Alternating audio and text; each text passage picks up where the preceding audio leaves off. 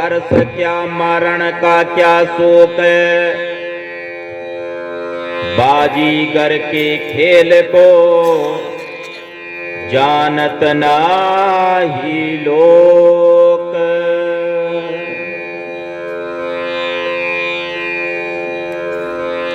जगत गुरु सतगुरु रविदास जी महाराज को बंदगी करता हूं।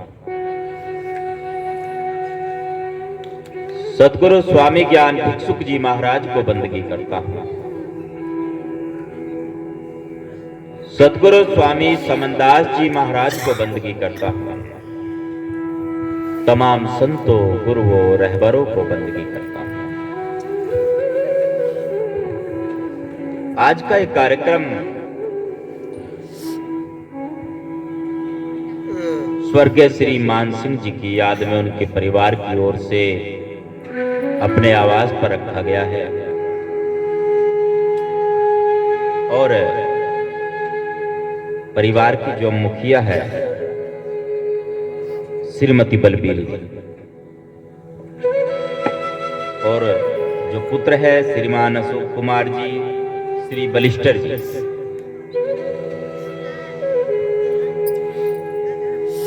परिवार की ओर से आयोजन किया गया मान सिंह जी की पुण्यतिथि पर सतगुरु मालिक के चरणों में अरदास विनती है, सच्चे बादशाह जी इस परिवार के ऊपर आपकी कृपा दया मेहर बनी रहे। जो श्रद्धालु भक्तगण आपके इस दरबार में आज शामिल होने के लिए आए हैं, सभी के ऊपर आपकी कृपा दया मेहर बनी रहे मालिक।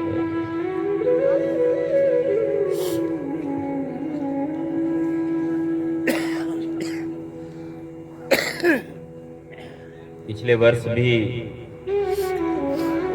मुझे मौका मिला था आपसे रूबरू होने का।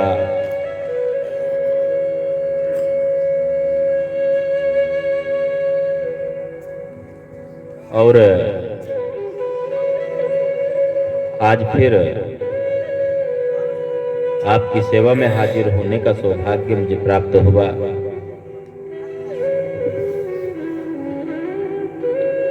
एक वाणी के ऊपर चर्चा चल रही थी।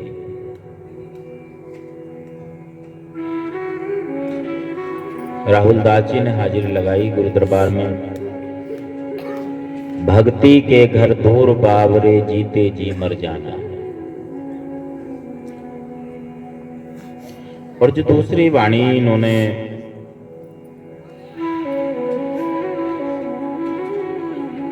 लगाई वो रस कप के अमी बर से साधु पीवे संत सुजाना।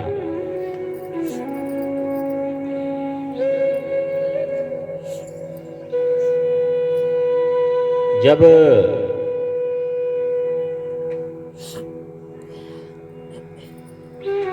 बदलाव होता है ना,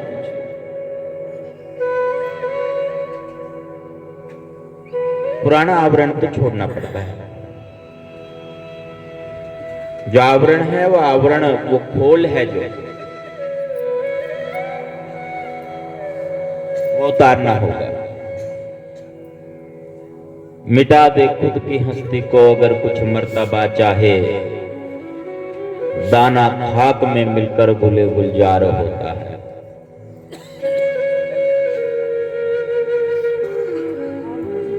एक दाने को, बीज को जब बिखेरा जाता है ना उपजाऊ भूमि में, भूमि को तैयार करके, तो वहां की जो आर्द्रता है, नमी है और जो तापमान है, उससे वो अपने उस आवरण को उसको छोड़ देता है। अंकुर फूटता है फिर, और अंकुर फूटकर बाहर निकलता है। ऐसे ही जो इस मनुष्य की भी गलत आदतें हैं। भक्ति के घर दूर बावरे जीते जी मर जाना। जो आदतें इतनी मजबूती के साथ इसको लगी हुई हैं, जो छूटने का नाम नहीं लेती, जब तक उनको नहीं छोड़ा जाएगा, उनको साफ नहीं किया जाएगा, तब तक कुछ हासिल नहीं होगा।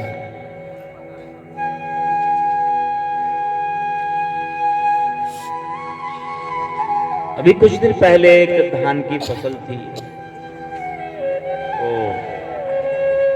कुछ दिन पहले ही फसल का समय था। तो आपने देखा होगा धान के लिए क्या करते हैं, पहले बीज को बखेरा जाता है और उससे पौध तैयार करते हैं, और जब पौध तैयार हो जाती हैं, एक खेत को तैयार किया जाता है, अच्छे से उसको खूब बढ़िया तरीके से, उसे बिल्कुल उस भाषा में कहे तो गारा बना दिया, कीचड़ बना दिया पूरा। और फिर वो जो बीज से पौध तैयार हुई है,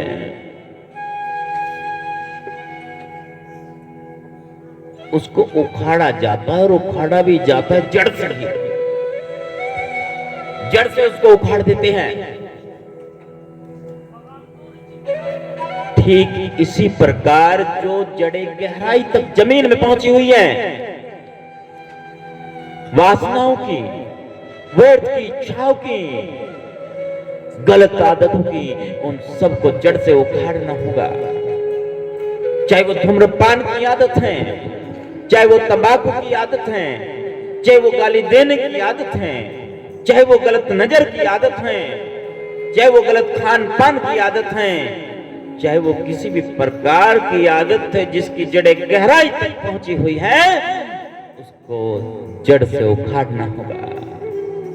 और जब वो आदत जड़ से उखड़ेगी, तब जब मालिक का दरबार है ना, उसका खेत तैयार किया, खेती भली कमाई साधो, खेती भली कमाई, वाणी फरमाती है ना, फरमान करती है वाणी। जो वो खेत तैयार किया हुआ है, उस खेत में दूर से तो कीचड़ी नजर आ रहा है ना, सारी चीजें छुटा रहे भाई, ये तो सब कुछ बंद कराते हैं, सारी चीजें छुटाते हैं, दूर से तो ऐसा ही नजर आता है। फिर उसमें क्या करते हैं, उसको पकड़कर ऐसे और उस कीचड़ में, उस गारे में, उसमें नीचे तक उसको घुसा देते हैं। तब वहां पर दोबारा से उसको एक नया जीवन मिलता है। जिंदगी पे भी चर्चा चल रही थी। जैसे ही थोड़ी देर पहले सत्संग के प्रारंभ होने से पहले कि जिंदगी क्या है, तो मैंने तो यही कहा था, महाराज जितना मुझे पता है उतना ही बता सकता हूँ कि जिंदगी क्या है। ये तो एक यात्रा ही है, और क्या है। जब श्वास आता है ना इस चोले में, जो मनुष्य नहीं, कोई भी है जो सजीव है, जब उसमें श्वास आता है और जब श्वास जाता है, इन दोनों के दोनों समय का जो अंतराल है, वो दोनों समय की जो यात्रा है, वही जिंदगी है। उसी को जिंदगी कहा। यहां पे नई जिंदगी मिली, एक जगह से हट करके दूसरी जगह जब उसको उसकी शुरुआत हुई। जैसे नाम दीक्षा लेते हैं, गुरुमुखी हो गए, जब तक मनमुखी है तब तक का जीवन कुछ और है, तब तक की जिंदगी कुछ और है। और जब गुरुमुखी हो गए, गुरुमुखी बनने के बाद फिर नया जीवन शुरू हुआ, नई शुरुआत हुई। भक्ति के घर दूर बावरे, जीते जी मर जाना। वो सारी बुरी आदतें सब कुछ छोड़ना होगा, और सब छोड़े तब जाकर के कुछ बात बनेगी। अंतिम पंक्ति की ओर चलते हैं, जिसे छाप कहते हैं। मोह माया का बंधन छोड़ो, छोड़ो देश वीराना। अच्छा, मोह और माया। गुरु रविदास जी महाराज ने वाणियों में कुछ कीवर्ड का प्रयोग किया है, कुछ ऐसी कुंजियां, कुछ ऐसे शब्दों का प्रयोग किया है जिनमें रहस्य छिपा है। एक शब्द है महाराज का, राग द्वेष की होली फूंको खुल जाएगा मोक्ष द्वार। मोह माया का बंधन छोड़ो, छोड़ो देश वीराना। अब यहां इसको थोड़ा सा जोड़कर चलते हैं। महाराज क्या क्या हमें समझाना चाहते हैं यहां पर, अगली वाणी के साथ बाद में कनेक्ट करेंगे इसे। पहले जितना है उसको हम एक बार विचार कर लेते हैं। मोह और एक बार कहा माया, और एक वाणी में महाराज कहते हैं कि राग द्वेष की होली फूंको खुल जाएगा मोक्ष द्वार। मोह क्या आसक्ति, वो सजीव के प्रति ही नहीं, निर्जीव वस्तु के प्रति भी हो सकती है। क्या होती है? अपने परिवारजनों के अतिरिक्त किसी में भी आसक्ति हो सकती है। व्यक्ति, वस्तु, स्थान, पद आदि में। जैसे सजीव में यदि लेकर के चलें, माता पिता, भाई बहन, पति पत्नी, पुत्र पुत्री, जितना भी है ये फैलाओ उसके प्रति। मकान, दुकान, वाहन, मोटरसाइकिल या कार, कपड़ा, जूता, इन सब के प्रति है ना, इन सब के प्रति भी आसक्ति होती है। अगर कोई और जूते को पैर लगा दे, पांव लग जाए, बुरा लगता है। हाँ, मेरे जूते उठा लिए भाई किसी ने,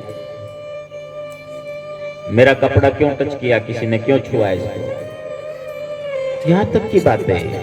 ये आसक्ति जो है ये बहुत जो है गड़बड़ है मामला है। राग द्वेष, यहां पर थोड़ा सा इसको एक साथ जोड़ेंगे सार बार।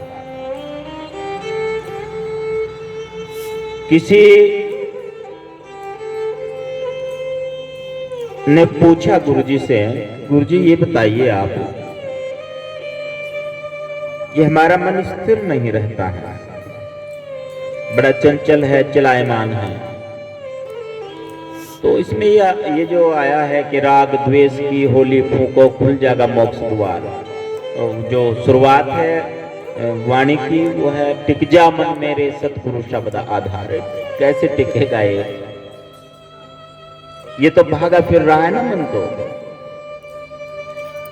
अभी आए, थोड़ी देर बाद वहां, कहां जा रहे हैं, सब गुरु जी बता रहे। सतगुरु स्वामी समनदास जी महाराज समझा रहे हो शिष्य को, जिज्ञासु को, मन चंचल है, ये इतना दौड़ता है कि पूछो मत।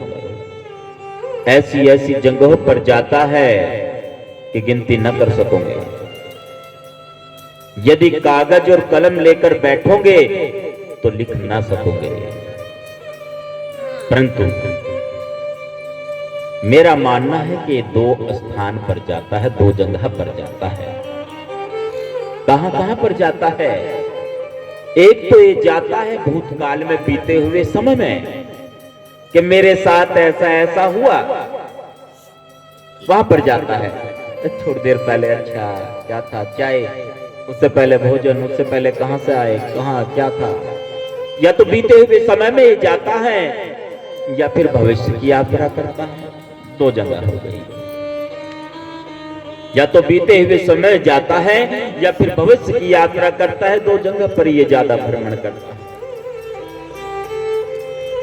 अब इन दो जगहों में जाने का इसके दो तरह के अनुभव हैं। क्या? एक तो किसी व्यक्ति, वस्तु, स्थान के प्रति आसक्ति होना। मोह माया का बंधन छोड़ो, छोड़ो देश वीराना।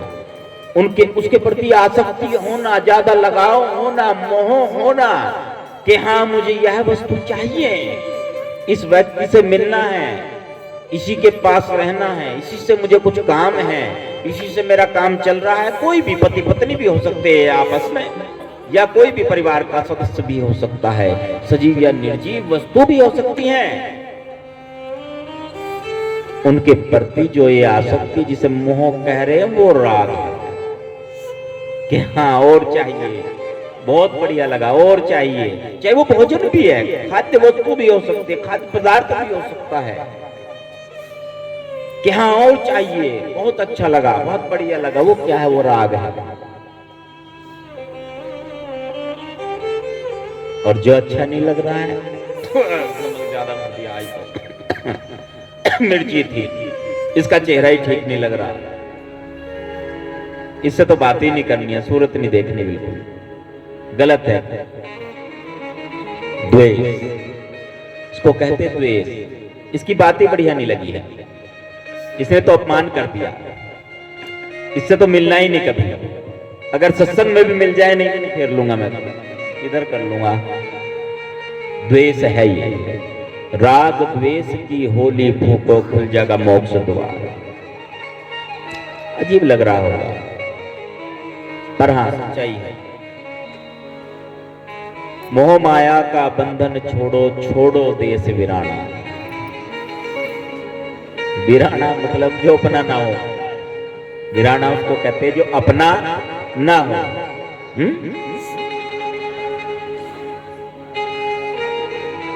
कहे रविदास अगम के वासी, अमर लोक घर जाना। थोड़ी देर पहले यात्रा का जिक्र किया था कि यात्रा है ये। भैया हमें भी चलना आरती के बाद, सामान रख लेना, पानी की बोतल भी रख लेना, जो जरूरी सामान है यात्रा का वो सभी रख लेना। आप भी जाएंगे? यहाँ ठहरेंगे क्या? आप जाएंगे? सब जाएंगे? सबने जाना है तो सामान अपना रख लेना। ये थोड़ी दूर की यात्रा है और थोड़ी दूर की यात्रा के लिए आप अपनी जरूरत का सभी सामान रख लेते हैं। और जब अगम की यात्रा करनी हो, अगम की यात्रा, कहे रविदास अगम के वासी, अमर लोक घर जाना। जब अगम की यात्रा करनी हो तो फिर तो जो जरूरी सामान है वो रखना पड़ेगा। और जो फालतू सामान है ना, जो इस्तेमाल वाला सामान नहीं है, जो प्रयोग में नहीं आने वाला है, जो प्रयोग में नहीं आएगा, उस सामान को कहीं छोड़ना होगा कि वो वजन नहीं ढोना है बेकार में। यहाँ पर यही तो समस्या है। मनुष्य उस सामान को उठाए घूम रहा है जो आगे काम आने वाला ही नहीं है, जिसका आगे जाकर मूल्य ही नहीं बनना है कुछ, जो काम की वस्तु है ही नहीं, उसी को वो उठाए घूम रहा है, उसी को साथ ले जाने का प्रयास कर रहा है। कहे रविदास अगम के वासी, अमर लोक घर जा। ये छोड़ दो, जो ये चीजें है बेराना, जो अपना नहीं है उसको छोड़ दो। संसार को छोड़ने का जिक्र नहीं हुआ है। उन वस्तुओं को, उन कार्यों को, उन क्रियाकलापों को, उन आदतों को छोड़ने के विषय में सतगुरु रविदास जी महाराज फरमाते, आदेश और उपदेश कर रहे कि उनको छोड़ो, जो काम की वस्तु नहीं है। रस टपके अमी बरसे, साधु पीवे संत सुजान। क्योंकि समय की मर्यादा को भी ध्यान में रखना होगा। काफी समय से आप बैठे हुए हैं, 4 बजे भोग की आरती का समय होगा, उसी हिसाब से हमें चलना होगा। थोड़ा थोड़ा थोड़ा थोड़ा रस टपके अमी बरसे, साधु पीवे संत सुजाना। अब ये नोट करेंगे कि जो पहली पंक्ति है इसमें शब्द आया एक संत, यहाँ पे संत सुजाना, परंतु जो छाप है, छाप में संत नहीं आया है, वहां पर आया है हारे जोगी जति सन्यासी। वहां पर संत शब्द का प्रयोग नहीं हुआ है। कह रविदास अगम पुरवासी, पूर्ण पुरुष अविनाशी, हारे योगी जति सन्यासी। मूल भेद ना जाना। यहां पर संत शब्द का प्रयोग नहीं किया है, यहां पर आया है योगी जति सन्यासी। ओहंकार कुदरत निरंकारी, सब में खेले आप खिलारी। न सरभंगी न ब्रह्मचारी, नहीं पुरुष ना सुखिया नारी। नहीं ज्ञानी ना ध्यानी भाई, नहीं मूर्ख ना चतुर कहाई। नहीं बालक ना वृद्ध कहावे, रूप न रेख दृष्टि ने आवे। नहीं वे जंगम नहीं वे योगी, आप रसना रस भोगी। सर्वव्यापी सबसे न्यारा, ऐसी लीला अपरंपारा। ज्योत स्वरूप आप निरंकारी, दास रविदास कई ब्रह्मचारी। सतगुरु रविदास जी महाराज फरमाते हैं कि योगियों ने भी उसके भेद को नहीं जाना। योगेश्वर पावे नहीं तो गुण कथन अपार। जिन्होंने पर्वतों पर जाकर के तप किया, वनों में जाकर के तप किया, उन्होंने भी उस भेद को हासिल नहीं किया। जिन्होंने घर का त्याग कर लिया, महात्माओं के पास ले जाओ। जिन्होंने घर का त्याग भी कर दिया और गेरुए वस्त्र पहनकर जो सन्यासी हो गए, क्या उन्होंने उस भेद को पाया? यदि मन में वही चीजें चलती रही तो वहां से बड़ी दूरी हो जाएगी। मूल भेद ना जाना। मूल क्या है? मूल किसको कहा है गुरु रविदास जी महाराज ने? अब वहीं पे जोड़ना होगा जहां पर गुरु महाराज ने संकेत किया है। जोगेश्वर पावे नहीं तो गुण कथन अपार। प्रेम भक्ति के कारणे कहे रविदास चमार। सार बता दिया है यहां पर, मूल बता दिया है कि मूल क्या है, सार क्या है। वह प्रेम, प्रेम भक्त के कारणे कहे रविदास चमार। प्रेम से ही उसको हासिल किया जा सकता है, प्रेम से उसको प्राप्त किया जा सकता है। और वो प्रेम तो पहले खुद से करना होगा, अपने आप से। अपने आप से कैसे प्रेम करना होगा? जो थोड़ी देर पहले बताया था, अपनी बुरी आदतों को छोड़ना होगा। सामने मोटरसाइकिल खड़ी किसी की, पेट्रोल से चलती है, अब तो सीएनजी वाली भी आ गई। पेट्रोल से चलती है और इसमें डीजल भरवा दो आप। पेट्रोल पंप पे जाओ, कहो भैया 1 लीटर डीजल पा दे इसमें, मुझे कहीं यात्रा पर जाना है। 1 लीटर के बजाय 2-3 लीटर चला दो। चलने तो आप ही सारे बाजी ना करो, वहां पर ध्यान क्यों ले जा रहे हो? 1-2 मिनट में कार्यक्रम पूरा होने जा रहा है। फिर सागर जी बैठे तैयार और दूसरे भ्राता वो गए घूमने बाहर, तैयारी में है, आरती होने वाली थोड़ी देर में। चाय फिर ठंडी हो जाएगी, श्रद्धालुओं को कष्ट होगा। नहीं पी जाओ, कोई बात नहीं भाई, और ठंडी हो जाएगी नहीं तो यदि उसमें मोटरसाइकिल में वो पेट्रोल से चलती है, उसमें डीजल पा दिया जाए 1-2 लीटर, तो क्या वो चल पाएगी? फिर नहीं चलेगी, गड़बड़ हो जाएगी, इंजन खुलवाना पड़ जाएगा उसका। तो जो ये हमारा शरीर है,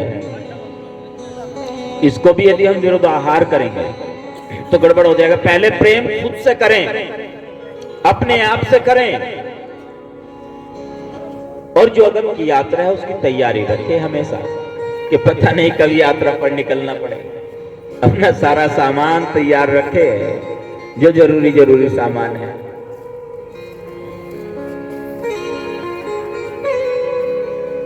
कुछ लोग कहते हैं जी प्रेम वास्तव में क्या है?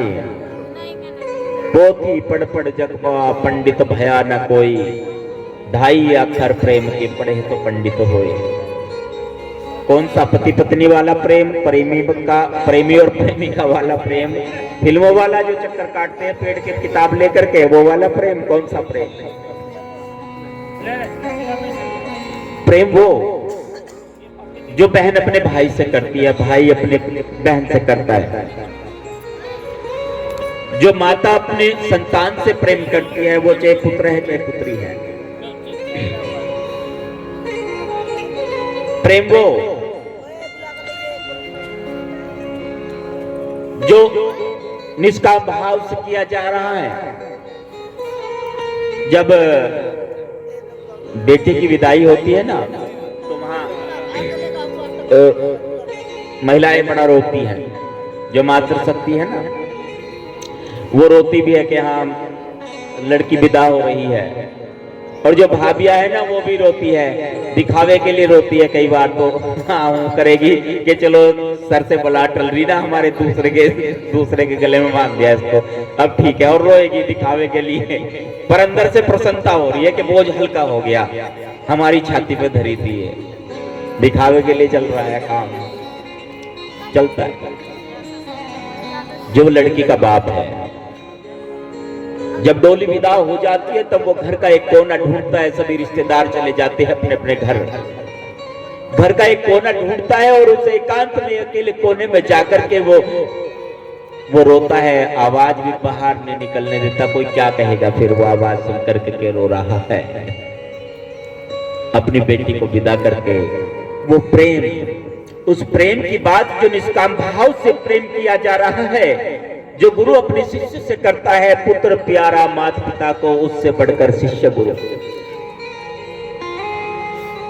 प्रेम भक्ति के कारण कहे रविदास चमार, सार है ये।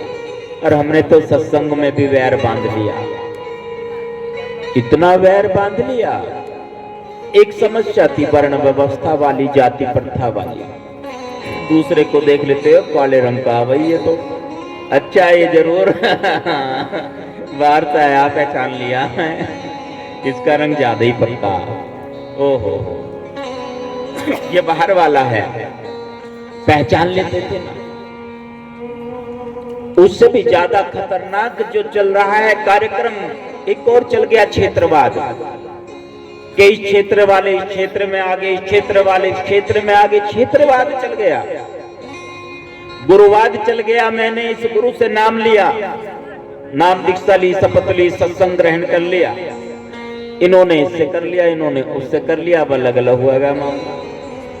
होना चाह रहे थे एक, पर वहां फिर वहां प्रतिष्ठा का जो युद्ध है वो शुरू होता है कि हमारे इष्ट, हमारे आराध्य या हमारे गुरु जिससे हमने नाम लिया वो ज्यादा श्रेष्ठ है, उनका महत्व ज्यादा है। आश्रमवाद शुरू हुआ। जिस आश्रम से, जिस स्थान से, जिस जगह से हम जुड़े हैं वो ज्यादा बढ़िया है, ज्यादा श्रेष्ठ है। यानी हम होना चाह रहे थे एक, परंतु एक ना हो करके वो प्रेम कहां चला गया? वो प्रेम कहीं और जा रहा है, कहीं और चला गया। पंथ वर्ण हमरा ना कोई, नाम रटे से मुक्ति होई। आइए बंधुओं, आज परिवार की ओर से जो ये कार्यक्रम करा गया है, इसमें संकल्प ले, इस सारी चीजों से हट करके सोचना है ऊपर। और जो लोग मुझे बुलाते हैं अपने यहां पर, वो एक बात और ध्यान रखें, यहां तक सीमित ना रहे। हरि गुरु साध समान, चित नित आगम तत्मूल, इन विच अंतर जिन करो करबत सहत कबूल। संत में और गुरु में कभी अंतर नहीं समझना चाहिए। जो संत में और गुरु में अंतर समझता है ना, वो पाप का भागी बनता है। इसलिए एक बात का ध्यान रखना, कोई संत है तो उसका सम्मान होना चाहिए, उसका आदर सत्कार होना चाहिए। इस बात का बिल्कुल ध्यान रखना, भेद न करना, बिल्कुल भी अंतर मत करना। इतना ध्यान रखना, क्योंकि ये अंतर ही तो समाप्त करना है। और जब ये अंतर समाप्त हो गया तभी तो पता चलेगा कि हाँ भाई कुछ सत्संग की हमने दवाई खाई है। दवाई के लक्षण बाहर नजर आते हैं ना, ताप चढ़ रहा हो, बुखार आ गया, जाडा लग रहा भाई पूरा, बुखार आ गया, रजाई दो उठनी पड़ी, और डॉक्टर ने दवाई दी, गोली दी, लो जी ये खा जाओ, गोली लो पानी के साथ। थोड़ी देर के बाद जैसे ही वो गोली पेट में जाकर घुली, उसका प्रभाव शुरू हुआ, उसके लक्षण बाहर नजर आने लगे। अब बाहर ऐसे नजर आए कि गर्मी लगी, फिर तो पसीना आने लगा। आया ना ऐसा हो, आपने महसूस किया होगा, कभी आपके जीवन में हुआ होगा ये कि जाडे से बुखार आ गया, आपने दवाई ली, पसीना आया, फिर दवाई लेने के बाद लक्षण बाहर प्रकट हुए उसके। ऐसे ही लक्षण बाहर प्रकट होते हैं, तेज मिर्च खा लो आप, लक्षण बाहर प्रकट होंगे उसके। जब सत्संग की दवाई नाम की दवाई लेते हैं, उसके लक्षण भी तो प्रकट होने चाहिए, प्रेम के रूप में, सद्भाव के रूप में, मैत्री के रूप में, करुणा के रूप में, एक दूसरे के सम्मान के प्रति, एक दूसरे के स्वाभिमान के प्रति वो लक्षण बाहर प्रकट होने चाहिए। और अगर हो रहे हैं तो आप गुरुमुखी है, और अगर लक्षण प्रकट नहीं हो रहे तो आपने तो दवाई निष्प्रभावी कर दी। तुम चंदन हम एरंड बापुरे संग तुम्हारे बासा, नीच रोकते ऊंच बहे गंध सुगंध निवासा। भाई चंदन के वृक्ष के पास जितने भी वृक्ष होते सब में चंदन जैसी खुशबू हो जाती है, बास में नहीं होती, अंदर से खाली होता है ना। इसलिए तो लक्षण बाहर प्रकट होने चाहिए। ऐसा होना चाहिए कि संतों के पास आए, आप सत्संग में बैठे तो वो खुशबू आपके किरदार से आनी चाहिए। इन्हीं शब्दों के साथ समय की मर्यादा को ध्यान में रखते हुए फिर से परिवार के लिए अरदास करते हुए स्वर्गीय श्री मान सिंह जी की बरसी पर आज जो एक कार्यक्रम कराया गया है परिवार की ओर से, पूरे परिवार के लिए मैं अरदास करता हूँ सतगुरु परमात्मा जी के दरबार में, सच्चे बादशाह जी इस परिवार के ऊपर आपकी कृपा दया मेहर सदैव बनी रहे। और श्रद्धालु भक्तगण जो आज दरबार में हाजिरी लगाने के लिए पहुंचे हैं, सभी के ऊपर आपकी कृपा दया मेहर बनी रहे। मेरे मालिक गुरु रविदास आश्रम गुरुगद्दी ऊन, जहां सतगुरु स्वामी समनदास जी महाराज के पूज्य गुरुदेव सतगुरु ज्ञान भिक्षु जी महाराज की समाधि है, उस पवित्र स्थान पर गुरुगद्दी ऊन में प्रत्येक महीने की 27 तारीख में दिन में 10 बजे से 2 बजे तक सत्संग फरमाया जाता है। सारी संगत के लिए सूचना है, जैसा भी आपको समय बनता है आप दरबार में मत्था टेकने के लिए भी पहुंचे। और मैं संचालक महोदय से आग्रह करता हूं भाई कार्यक्रम को बढ़ाया जाए भोग की आरती से, क्योंकि फिर आगे की यात्रा पर भी निकलना सभी को और हमें भी दूर जाना है। इन्हीं शब्दों के साथ रजा चाहता हूं। जय गुरु रविदास जी महाराज, जय गुरु ज्ञान भिक्षुक जी महाराज, जय गुरु समनदास जी महाराज, सतनाम सतनाम सतनाम जी। बोलो जी संत शिरोमणि श्री गुरु रविदास जी महाराज की जय, सतनाम ज्ञान भिक्षुदास जी महाराज की जय।